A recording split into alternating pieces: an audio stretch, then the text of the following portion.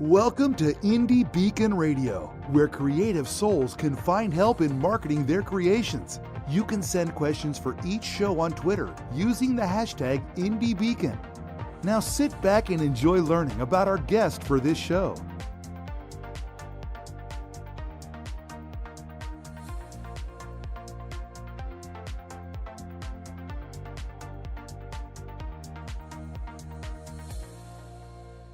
Good evening, y'all. This is speaker, model, and awarded children's author, Shanalee Charbonneau, but most importantly, your radio host for this evening, speaking to a very talented author by the name of Cynthia Darwin. How are you doing this evening, Cynthia?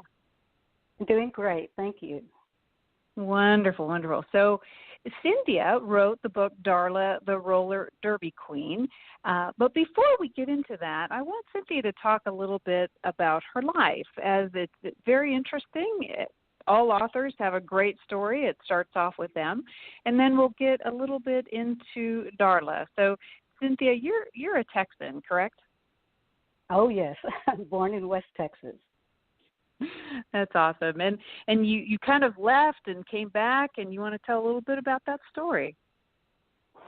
Well, I guess to me it's not a very eventful story, but it stretched over a few years. So started being born in West Texas, Abilene. Parents, both journalists. Dad was a daily Texan editor at the University of Texas. Mother worked on the paper. There are 4 children in the family, but ironically, I'm the only one who went on to actually go into journalism or writing per se. So in a way, I followed after their footsteps. They came to Austin in 1966, which is going to date me, but that was in junior high school for me. And so we lived in Austin for a while, and then moved to Chapel Hill, North Carolina, where I graduated from high school. So going back from Texas to the East Coast and back again to UT to go to school was very insightful for me, because at that point I really didn't know much about the world except Texas.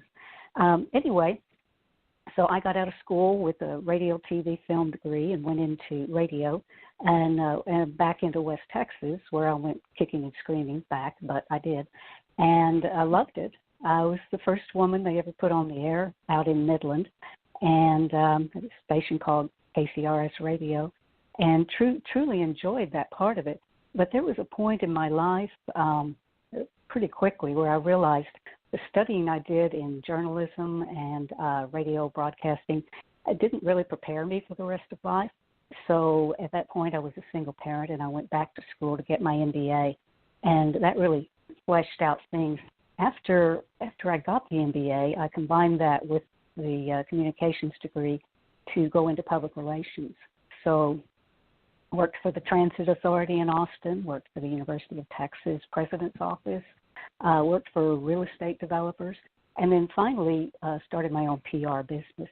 So during that time, I mostly wrote more in terms of business publications. I didn't do any creative writing, even though that was something I always wanted to do. During that time also, though, I went back and began to race sailboats, which is something that my parents had done and had taught us, and again saw that interesting perspective of being one of the women on the lake as opposed to all the men in a man's sport. So some of that feeds into Darla's story, but not necessarily directly. And finally got tired of that and decided to do triathlon, which again was pushing something to the limit. So at this point, I had remarried, have children, but they were gone, and we moved to Galveston, where I live now, where my husband and I do real estate. So that's really that sort of train of chronological, where did you get from here to there? That's wonderful. And what made you finally get to a point where you wanted to write the story of Darla? Well, Darla wanted to write the story, I guess you'd have to say. And I think every author who ends up writing fiction at some point in time starts talking to their characters. And I can tell you this character came in loud and strong.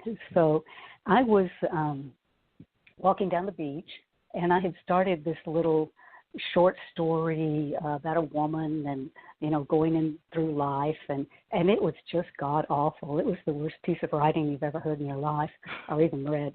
And so I just thought, why am I even trying to write this? This is horrible writing. And as I was walking along the beach, the title of the book popped in my head. And all of a sudden I saw Darla the Roller Derby Queen. And I started laughing. And I thought, of course, that's it. I'm trying to be too serious. I'm trying to write this great novel about a woman when, in fact, life is fun. And I can write a serious novel and still have fun with it. Wow. And can you tell the audience a little bit about who Darla is and what whom you've created, let's say? Okay, because I think that's it. It's a book, but it's more the creation of a character. And the character, I hope, goes a whole lot of different places and a whole lot of different platforms, but she started as part of as the novel of the book. So Darla is, in the book, is a young lady who wants more than anything to skate, and she finally finds her way into skating through roller derby. And through roller derby, she has her ups and downs, injuries. She makes some bad decisions. She makes some good decisions. But eventually she finds her way through. And the lines point out in front of her whenever she needs to go somewhere. So you kind of join this woman as an older woman at the end of the book where she's telling her story. So that's Darla in the book, but obviously Darla's me. I mean, let's just say it. That's who it is. Mm-hmm. And it's probably my alter ego and the way that I get to express myself without being Cynthia Darwin. So does that help you having your alter ego? I mean, we all want our superhero and our alter ego, and how does that as a writer maybe fulfill your life even more so than somebody who might have to keep those thoughts or feelings inside? How does Darla help you? Well, I mean, Darla lets me say what I want to say. And having all those years of being a different personality, whether it was on the radio as a personality or as the PR person sort of molding what the message was for somebody, at that point, I think carefully about everything that I say, that I advise people to say, that I write, how will that affect people, what will the consequences be. But then there's that little Cynthia Darwin in the back going, well, God, no, this is what I really want to say. So Darla has sort of emerged, and she gets to say it. What's great is, we've spoken, and you are the first lady that went on radio. You're a triathlete. You race sailboats. And it's the voice of Darla that seems to complete you, which is very interesting to me, that you're a very brave woman, and I really appreciate that, and maybe that's something you need to think about with Darla and her story as it moves on. Now, your parents are a very supporting factor, and your father has helped you with this book. Is that correct? Well, he actually looked at the first version of it. And as I think, as I told you, it took me 10 years to write this book, and it's not a long book. It's a very short book.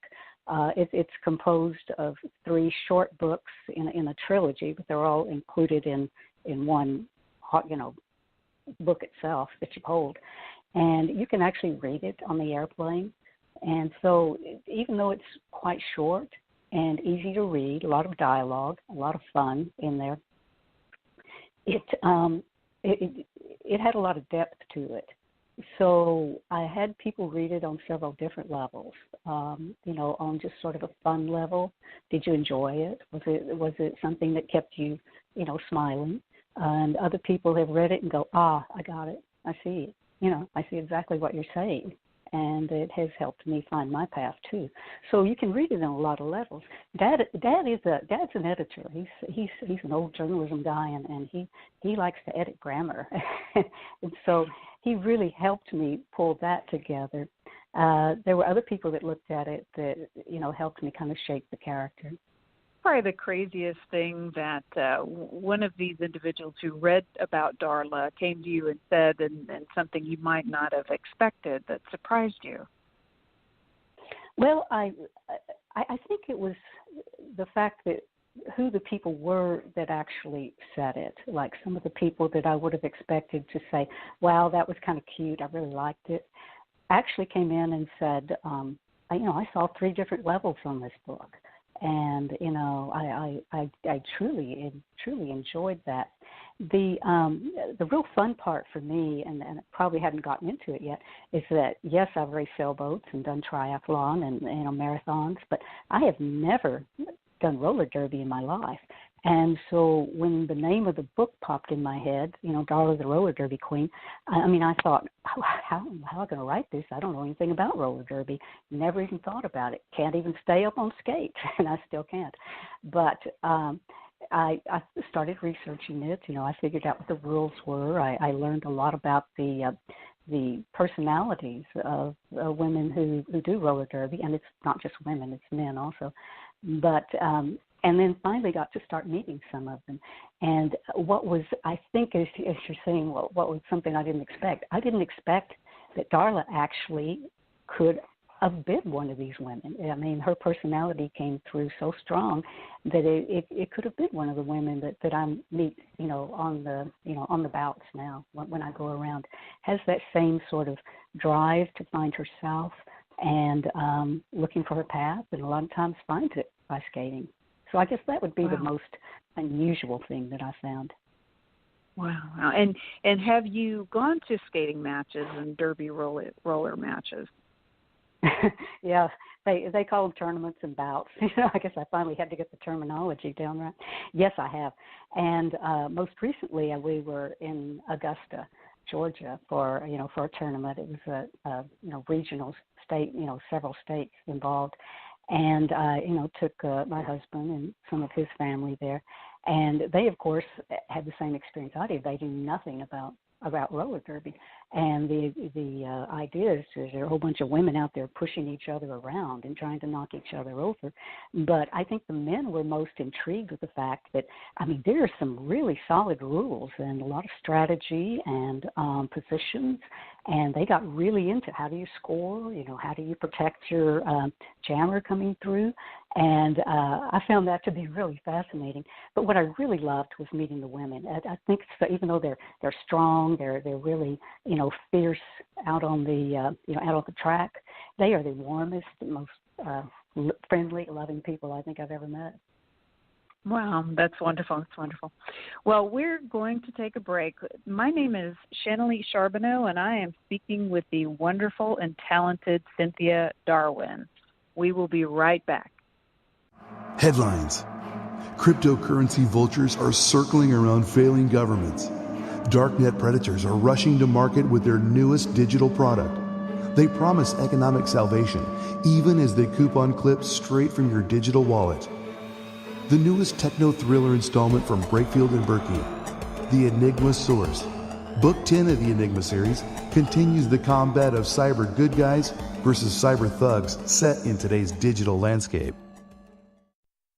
Do you love to read great new ebooks? Visit ebg247.com. Be the first to discover the next bestseller. At ebg247, we have the web's largest selection of great new book reads, from that amazing new fiction or nonfiction to horror, romance, and fantasy. We even have today's best children's books. That's ebg247.com. New books arrive daily, and all ebooks start at just 99 cents. If you love to read, then you'll love ebg247.com.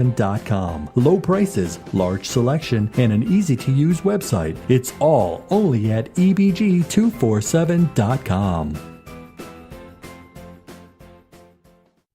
Howdy, I'm John Cruder, the Midnight Marauder. I guess you might say that I'm a vigilante who rights the wrongs I see along my many travels to balance the scales of justice, especially those of the corrupt and murderous members of the Town Council of Bandera, Texas. You can follow my many adventures in a series of Midnight Marauder books written by Roy Clinton on Amazon.com and TopWesterns.com. Or if you prefer, listen to my adventures in audiobook form by downloading them from audible.com or iTunes. This is R. William James, the voice of the Midnight Marauder. A new online bookstore, IndieLector.store, is unlike any other. IndieLector.store offers great prices from top indie authors and supports authors at the same time by paying them more for their books. IndieLector.store has a readers club that gives you free books and special deals. Watch the IndieLector.store continue to grow before it opens in the fall of 2019 at IndieLector.store.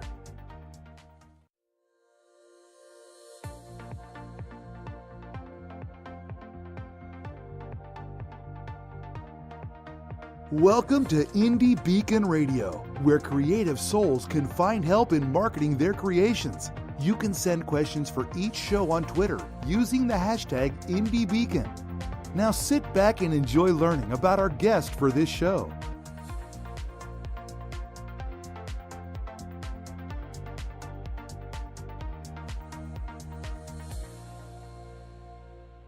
Good evening, everyone. We are speaking with talented author Cynthia Darwin. She is the writer of Darla, the Roller Derby Queen. Welcome back, Cynthia. Thank you. Sure. So is focusing on this very interesting Darla woman character, is she somebody that would do right or wrong, or would she do what she had to do in a situation? Well, Darla evolved in the first book, and that's where she figured out that there was probably only one right thing to do at any given moment. And, of course, there are a lot of religious philosophies that say that also, but she did find out in her own quirky way that sometimes there's one thing to do that's absolutely right. So at this point, that's what she'll do. She'll do exactly what is right for her. In the book, she hears a voice, and a lot of people have laughed at me at that until I explained that, the voice she hears is her intuition. It's her heart. It's where she would be guided to go by whatever means, not necessarily a booming voice coming out of the sky. But she does call it the voice, and she listens to her voice, which is sort of a metaphor for everyone's inner voice. So I'd say, yeah, she would always do exactly what is right as she saw it and felt it. Wow. And does she get into trouble? Well, yeah, at some point she does. And really not so much of her own making, but she really kind of fails to listen to her own voice, and that's where she learns her lesson. And then she is able to hear it and moves on in her life in a very unexpected and sort of quirky way, and probably not anything you and I would do, but she's figured out how she can skate and make it happen. So yeah, she had those challenges. Wow, and it sounds like we could learn from Darla. So that you kind of rode right into my next question, if you will. Is there something we can learn from her?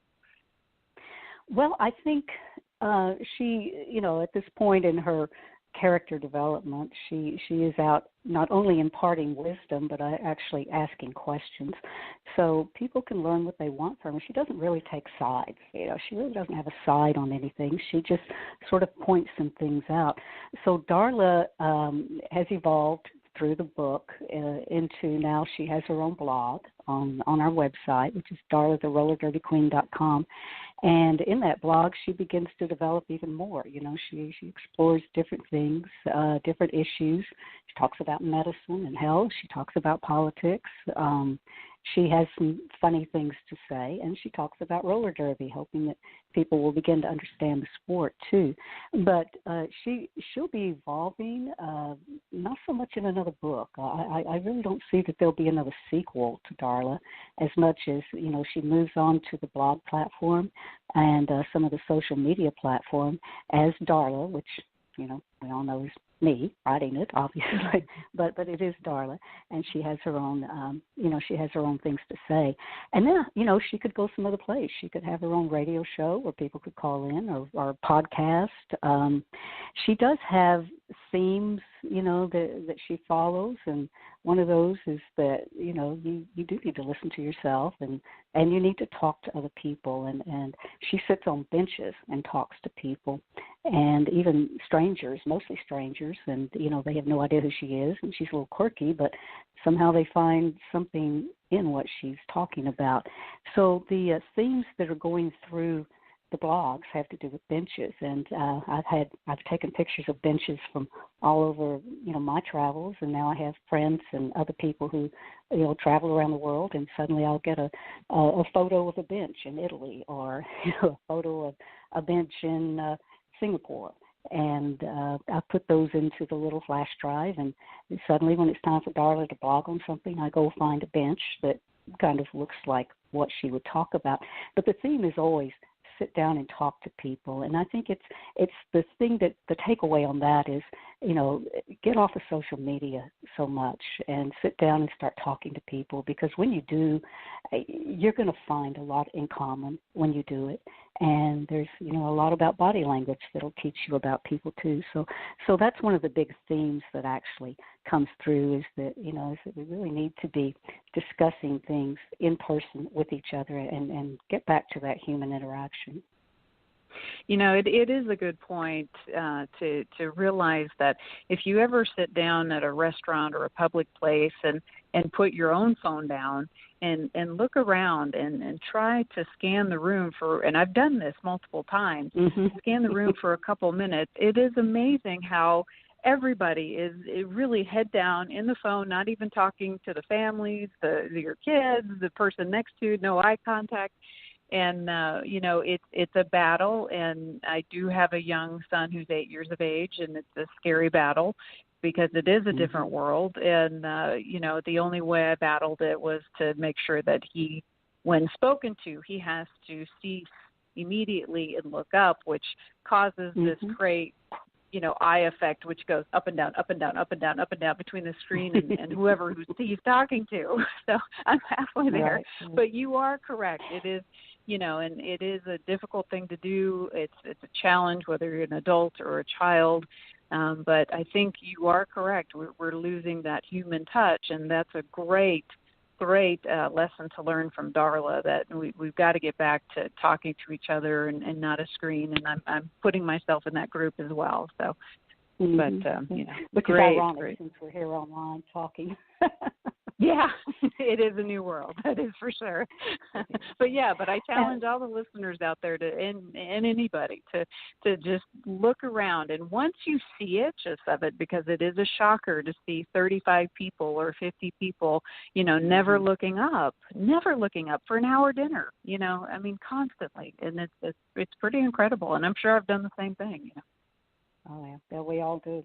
But there's another theme that she has that came out of the book and continues to go through the blogs, and that is that, there is magic in the world, and it's not, twinkly lights falling in front of you, even though she seems to see those, but it has to do with intention, and the intention that you put on what you want to do in your life, creates the magic around it, along with doing the right thing. Doing the right thing, and the combination of those two things does create the magic in people's lives. So she's a big believer in that too.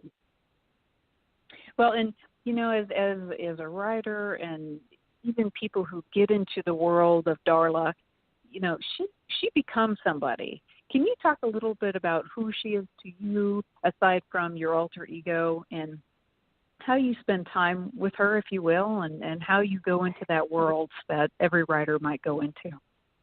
Right. Well, like I said, I think every writer, once they invent a character, that character takes on its own life and does begin to communicate. And maybe with some authors or writers, that character is through once the book is published. But no, Darla keeps going on. I mean, and that's why there will be other platforms for her as she moves on, through this time. But she literally will tap me on the shoulder from time to time and just, okay, look to the left or look to the right, So that is that, you might call it that part of you, your subconscious that is really doing the work for you. that you just have to listen to. And That's she has a pretty distinct personality in the book, and it's not really my personality. So it's coming out of the back of my head someplace. And so when it pops up, I recognize that that's my Darla portion of me, and I need to listen to it. That's great. Now, you've said you've gotten to know some of these lovely roller derby queens. Are they similar to Darla? Did you get that right? Is there any difference? Well, yeah. I mean, every one of them is different. That's what's so beautiful about that sport, is that it's not a mainstream sport. Now, it's on its way to becoming a mainstream sport, and my desire and hope for it is that it doesn't lose that quirky piece of it that attracts people that come from all walks of life. Darla just wanted to skate. That's all she did. And so she hopped tables and everything else in order to do it. The women who are out there now, they are everything. They're mothers, they're teachers, they're accountants. They're every size. There are large women, there are small women. There's some confident women. There's women who are not as confident. There's some with tattoos. There's some that aren't tattoos. Some are married. Some are, in same-sex relationships. I mean, it goes all the way across the border with these women. So they're not all like Darla, but I would say that they sought out roller derby, and almost to a woman, when I've talked to them, they say it changed their life. When the minute they got on that track, whether they knew how to skate or not, they said, I fell in love with the sport. Absolutely fell in love with it. It allowed me to be me. It allowed me to expand myself, and I don't care how much I smell at the end of the day or how much I hurt at the end of the day. I'll get up and I'm going to do it again tomorrow. So, beyond the fishnet that you see and the tattoos and the painted faces, there is a beautiful quality to all of the women that seem to go into the sport and are able to find themselves in that way. So in that way, I'd say, yeah, there's some Darla. Wow. Now, what's next for you, Cynthia? What's your next steps? Well, for Darla, I'll just, like I say, she's put together these blogs and benches, and we're probably going to come out with a coffee table kind of book or inspirational kind of book that focuses on, brings all those together, and so people can actually have that and hold that. I do hope she finds some sort of place where she can use her voice. Now, one interesting thing about Darla is that, people say all the time, well, why don't you put a big poster of her up while you're advertising it? Because I don't. I just put a picture of a skate. And I made a decision early on writing this book, and then when the characters came together, at some point, I had them different racial types. I had, all kinds of different things about them, but it all became kind of stereotypical. And so I went back and I took everything out of the book that would identify any character by the color of their skin. And that's why you won't ever see Darla, is that once you put an image on her, it changes the book. So everybody can see her as themselves, or they can see who they see in their mind if they want to. So I don't see her coming out on television. I don't see her coming out, with posters of her face. She's going to be skating around in the background just like she does in the book, and having things to say, and she'll find her way to somebody if she needs to, but she's not going to be on the cover. Wow, that's wonderful. Well, I appreciate you spending your time tonight with us, Cynthia. This is Channeline Charbonneau speaking with author Cynthia Darwin, as she has written the book, Darla, the Roller Derby Queen. Thank you so much. You all have a great evening. Thank you, Channeline. Good night. Hello, Texas authors. My name is Randy James, coming to you from my Carrollton recording studio, where I spend time writing and producing commercials for my radio endorsement clients, as well as my private freelance clients. I'd like the opportunity to help you sell more books with a commercial like this, and get listeners of Dear Texas Radio excited about your title, all at a special introductory price, available to members of the Texas Association of Authors. Call or text 214-762-1942. That's 214-762-1942. Have you ever thought what you would do if you had to put your life on hold to parent your parents? Charlotte Cannon has lived the journey caring for 3 parents with dementia, Alzheimer's, and Parkinson's. Her book, You Have to Laugh to Keep from Crying, How to Parent Your Parents, is a survival guide for adult children caring for aging seniors. Her book is available at books.txauthors.com, Amazon, or your favorite bookstore. Love to read? Love to meet authors in person? Then check out bookfestival.network to find a book festival in your region of Texas. We are adding book festival events throughout the year, so sign up to get notices and even a coupon towards purchase of a Texas author's book. Sign up at bookfestival.network.